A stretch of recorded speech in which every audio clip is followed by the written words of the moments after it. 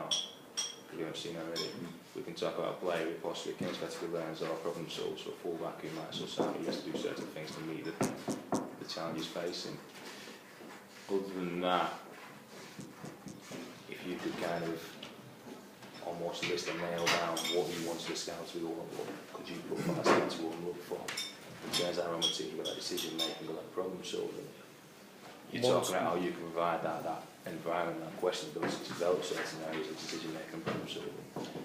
What else do you think needs to come in for that player to then meet your needs? You know what I mean? Being recording. You can develop this. Everything like that. What needs to come through that door so that you know you can develop that? If you were to nail it down. I think the player's attitude. Yeah. Hard working, passionate, love for football. I can't beat that. And you find that the guys that have got that attitude are good learners. So how would you define that? How would you visualise that passion, that attitude in a player? Desire. Wanting to get on the ball, wanting to get back. To not be beaten. Work rate. To tackle. Yeah. To work. In possession, out To possession. improve. Player that asks questions. So I get a feeling you've got a very psychological basis, you know. So everything you mentioned, that decision making, that problem solving, that attitude. Is it all psychological, or do you think there's certain attributes as well that you think, oh, he might have that, but he's not got this? We've got boys that are quick and strong and don't learn. But you take them on because they're quick and strong. No, because they're here already. Right. It's interesting. We've taken a boy in that's quick and strong and powerful and learns very slowly. But he's learning. Right. If you take somebody at 12 with no capacity to learn, but he could play under 14, then you take someone at 12 who's got the capacity to learn. By the time they get to 16, he'll probably overtake him. Because he'll still be the same player in 4 years that he was 4 years ago. So The one that learns is always going to improve. So from that coach's point of view, is it very much a psychological learning emphasis that you want in terms of when we're going out seeing these players? Who's the learner, who's the committed, who's got the desire? I look at the players that we brought in previously over the last 2 or 3 years. It's the learners that are developing. Would you still say technically you have to be up to a certain standard? What standard would you say that you have to be as good as or as better in your lot, or can they be that slice up below? I think if these things are in place. I think a 12-year-old you can cope with if they're a good learner, being technically just below the group. Yeah. But as they get older, just below, then you haven't got enough time to knock the technique into them. Say a 16-year-old who's technically poor, you won't, because he's got. So in terms of that, technically you want that time to then go and develop them, don't you? So it's better at 12, 13 to be slightly behind, but at 16 you're looking at players who were there basically at. Technically, yeah. Yeah? Yeah. Alright, cool. I think I've answered most of my questions. Do you think there's anything that you feel needs to be mentioned in the Everything boils down to potential. Yeah. Who's that, Richie? It's as simple as it is. It's hard, isn't it, when you're scouting? I mean, he might be a great learner, but an early developer. His date of birth might be. How do you see that as a scout? The one that's a good learner, but very enjoying his ways. So you're thinking that relative age thing could influence the ability to learn as well? Yeah. And size. Yeah. You won't have the cleverest little football on the pitch, but gets smashed by the big kids all the time. They won't show up. They won't show up in a game unless you know what you're looking for. What is it we're looking for really? Potential. Potential. So that problem solving that. Potential can be anything. Potential to be a footballer, we're all different.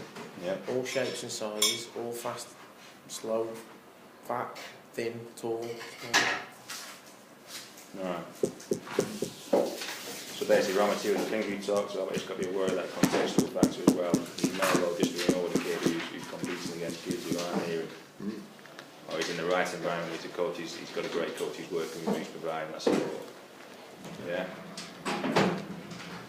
just to come back to that, if you were to see a kid who's making good decisions, but then you're also seeing a coach who's on the sideline who's high quality, and he's providing this sort of amount of questions that help support that. Do you think if there was another kid with similar ability who's going in there and still making decision makings, but he's in an environment where the coach is a shocker? Yeah, and he's hammering him. Would you see that as possibly being potential in terms of that kid more than that kid with Scholes, or do you think there's something similar? Or do you think there's no difference? It's just a case of the environment is irrelevant to the case. Or? That player playing for the second coach, yeah, he won't take as many risks. So he'll be in his comfort zone, he won't do anything special. The one who's being told what to do. But the one in a good environment will be trying, looking like the player. Right.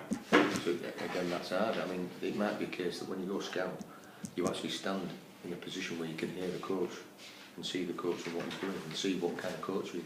Right. Is he creating an environment for his kids that are allowing them to express themselves, or is it the coach that's standing making all the decisions for them? Yeah. And then basically the kids, it's short term, it's...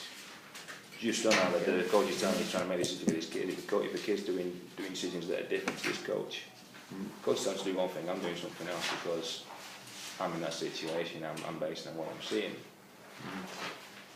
Do you think there's real potential there if he's doing things? What do you think there could be? Could be a kid that don't know what he's doing. No. So the coach is telling the right thing, but he don't know. No.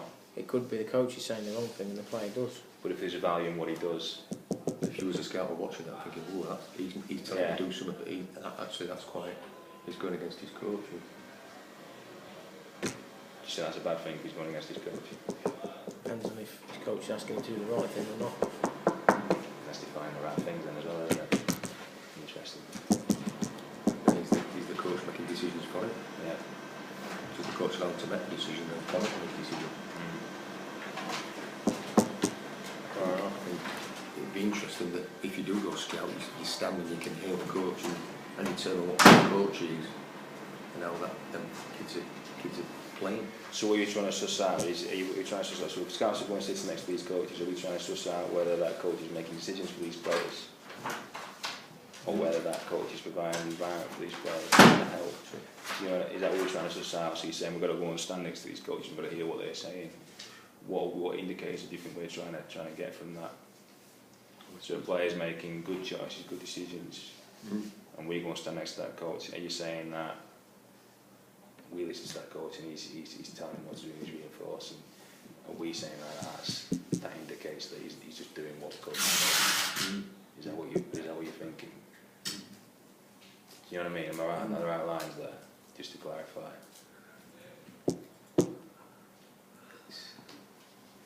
It's an hard one again, because you don't know if... There will be players that get through that are not good decision makers, not as good, but don't think for themselves. It's not all reliant on that. There are players that will just play their game the way they see it, when they see it, that are not always the best at thinking. Kane might be an example. Might not ever get to where he is, but I've played with lads that are thick. Right. But if they're good enough at doing what it is they do, they'll keep going. Don't get me wrong, if they've got a capacity to learn and understand the game more, they will be better. Yep. But you don't necessarily have to have that. You just have to have potential in some facet. So it's got to be your value, it's got to be value in what you do on that pitch at the end of the day, isn't it? Whether you can take decisions or just take ideas from your coaches and learn from your coaches, or learn from just what you're doing, or just get through what you're doing in terms of that kinesthetic learning and making it very effective. It's just, at the end of the day, is the value in that decision on the pitch. That's what we're looking for, regardless of the environment he's in. Yeah. Cool. Got to be good movers. Yeah. Which we talked about the other day.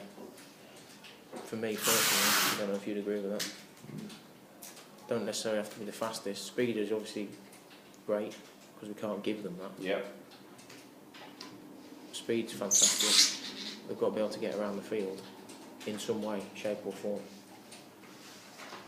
So they might be quick, they might be agile, they might be sharp, they might be read the game well. Yep. They might have a great engine. So it's that ability to get around the pitch that's needed. dependent on all the other attributes. Depending into contextual factors as well, including that growth and that maturation as well, isn't it? Pitch size. That ability to get around the pitch, whether Yeah. you got physically can do it or whether you can't physically do it, just through the reading of the game. Awareness, quickness. It's not easy, is it? Quick in the brain or quick in the feet. An idea of Or both. both, yeah. Or both. Yeah. Alright, appreciate that, gents. It's not helped you much,